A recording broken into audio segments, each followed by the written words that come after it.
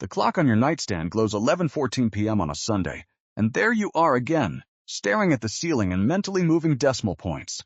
It isn't that you've failed or that some catastrophe has struck. In fact, everything is technically fine.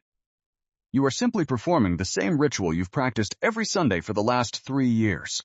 You're tallying the mortgage, the car note, the grocery bill, and the student loans, desperately trying to calculate if this is the month you finally gain some ground, or if you're destined to just keep treading water in the deep end.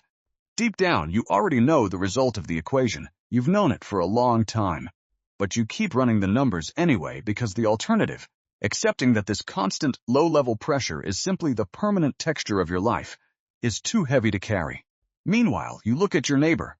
He lives on the same street, bought his house around the same time you did, and has a career that looks remarkably like yours. Yet, last Tuesday, he just decided to take the week off. There was no emergency, no frantic email to a supervisor, and no crisis to manage. He just didn't feel like going in, so he didn't. The most unsettling part is that he isn't necessarily wealthier than you are in terms of his salary. He has simply reached a point where he has stopped doing that midnight math. I spend a lot of my time dissecting why two people with almost identical starting lines can end up living in two completely different realities. Today, I want to talk about a transition that the personal finance world often fails to explain with any real depth. What actually happens to your bank account, your career trajectory, and your very biology the moment you make that final mortgage payment.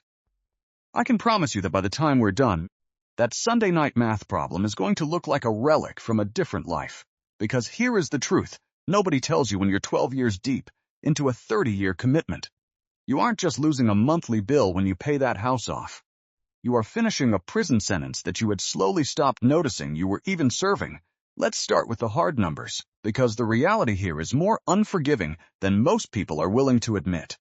In 2025, the average monthly mortgage payment reached $2,329, and that is a conservative estimate covering only principal and interest. If you're someone who bought a refinance at more recent rates, that number is likely closer to $2,840. When you consider that the median American household takes home roughly $500 to $400 a month after the government takes its share for taxes, Social Security, and Medicare, the math becomes startling. On a median income, a standard mortgage isn't just a bill. It is a predator consuming 43% of your disposable income before you've even bought a loaf of bread or put gas in your car.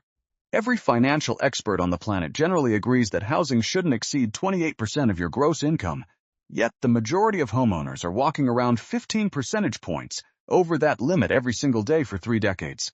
We've collectively agreed to be financially strangled in slow motion until we're in our mid-60s, and we call it the American dream. To see how this actually feels on the ground, let's look at the Garcias. They have a dual income of $110,000 a year, which sounds like a solid, comfortable life until you see it through the lens of modern costs. After their taxes and a very modest 401k contribution, they're left with about $6,800 a month. But watch how quickly that solid income evaporates. Their $380,000 house costs them $2,400 in principal and interest. Add $380 for property taxes, $200 for insurance, and a $320 maintenance reserve because the roof doesn't care about your budget. That is $3,300 a month just for the legal right to occupy a building. They have $3,500 left for everything else.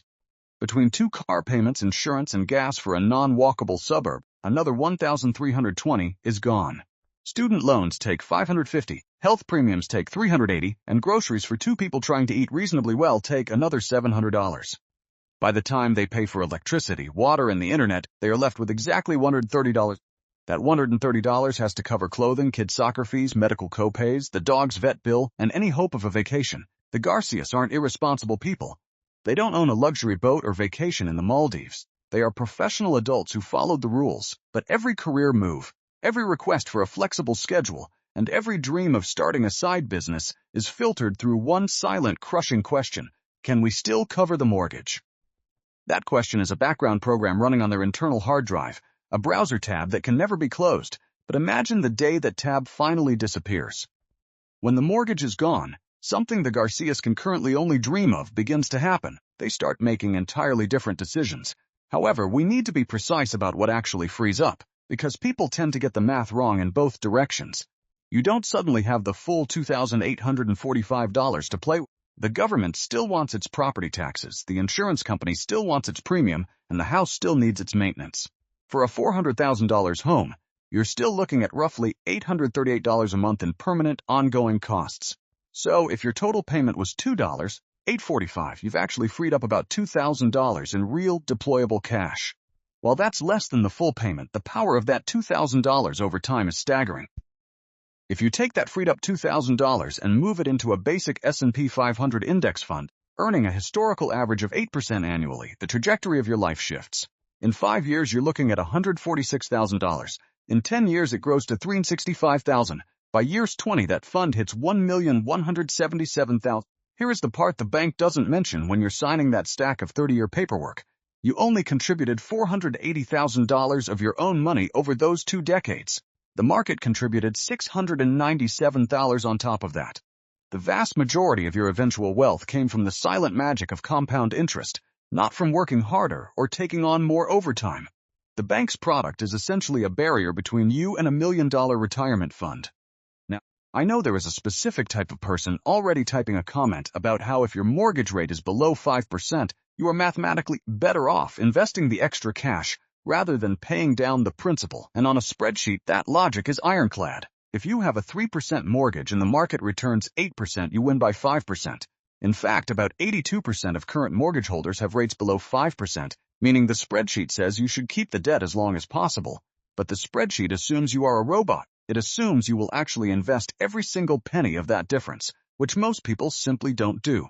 They spend it. The mortgage payment functioned as forced savings. When it disappears, a terrifying number of households allow that money to be absorbed into lifestyle creep within 18 months, leaving them with nothing to show for it but nicer takeout and a few more streaming subscriptions. Furthermore, the spreadsheet doesn't account for your psychological fortitude. It's one thing to watch your portfolio drop 40% in a market crash when you own your home outright. It is a fundamentally different, gut-wrenching experience to watch that same drop when you still owe the bank $2,500 every single month. One is a setback, the other is a crisis that leads to catastrophic, fear-based decisions. Beyond the math, there is the science of the human brain. Peer-reviewed research has shown that carrying heavy debt actually impairs cognitive function in measurable ways. You have been making every major decision of your adult life from a state of mental compromise. A study published in the Proceedings of the National Academy of Sciences found that when debts were eliminated, participants didn't just feel better, they performed better. Anxiety levels plummeted from 78% of participants showing symptoms down to 53%. People became less impulsive and better at prioritizing long-term rewards over short-term gratification. Interestingly, the brain seems to care more about the number of accounts closed than the dollar amount of the relief. Closing a small credit card account produces a larger psychological win than reducing a larger debt by half. The brain wants the tabs closed. For most people, the mortgage is the loudest, heaviest tab running in the background. When it shuts down, it's like a noisy refrigerator you've lived with for 20 years finally goes silent. You don't realize how loud it was until the room is suddenly still. This isn't just a metaphor. Researchers have linked high debt-to-asset ratios with higher blood pressure and increased rates of depression, even when controlling for income levels. The mortgage is a physiological weight your body has been carrying. When that weight is lifted, your health literally responds. For the Garcias, if they aggressively pay off their home by year 22 instead of year 30, their mandatory monthly expenses drop by $2,000. In the world of financial independence, this is a game changer. Using the rule of 25, which suggests you need 25 times your annual expenses to retire, eliminating $24,000 a year in costs effectively lowers their retirement freedom number by $600,000. They haven't earned a single extra dollar. Yet they are suddenly $600,000 closer to never having to work again. This changes the way they view their careers. When your survival requires 2 incomes running at full throttle just to feed the mortgage, you are essentially financially indentured. You can't leave a toxic boss, you can't take a pay cut for a more meaningful role, and you can't start a business that might take a year to turn a profit. The mortgage is a 30-year employment contract you signed without realizing the fine print. Studies from 2020 show that when housing security improves, business formation, especially among women and minority entrepreneurs, skyrockets. Why? Because every dollar trapped in a mandatory mortgage payment is a dollar that cannot be used to absorb the risk of a new venture. By year 22, Mrs. Garcia can finally take that job at the nonprofit she loves because they no longer need her peak salary to survive. Mr. Garcia can start his contracting business because a slow quarter no longer carries the threat of foreclosure. They aren't rich, but their lives have expanded because the math of their existence has fundamentally shifted. However, we have to be honest about the finish line. Your home is never truly free. Property taxes have jumped 27% nationally since 2019, and if you live in a high-tax state like New Jersey, you might still be paying $700 a month just to exist on your own land. Homeowners insurance is also up significantly, and the old rule of thumb, setting aside 1% of the home's value for annual maintenance, is still non-negotiable. On a $400,000 home, that's another $333 a month you need for the inevitable day the water heater decides to retire on Christmas Eve. So plan for that $2, Susan of freedom, not the full $2,800.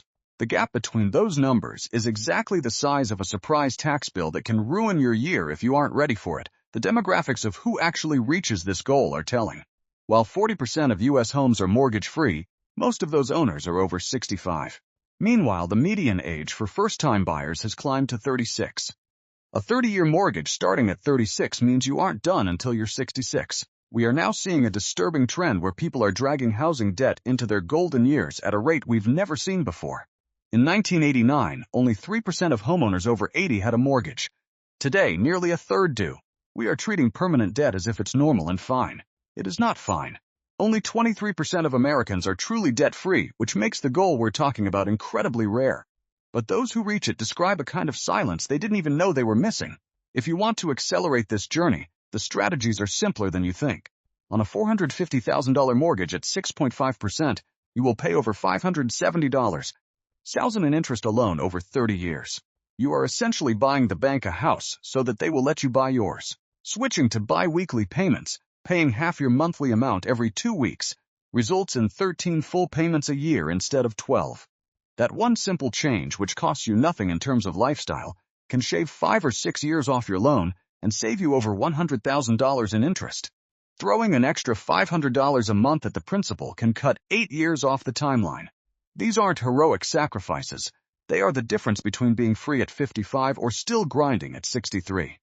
When that final payment finally clears, make sure you do the boring stuff. Verify that the lender filed the lien release and that you actually hold the deed.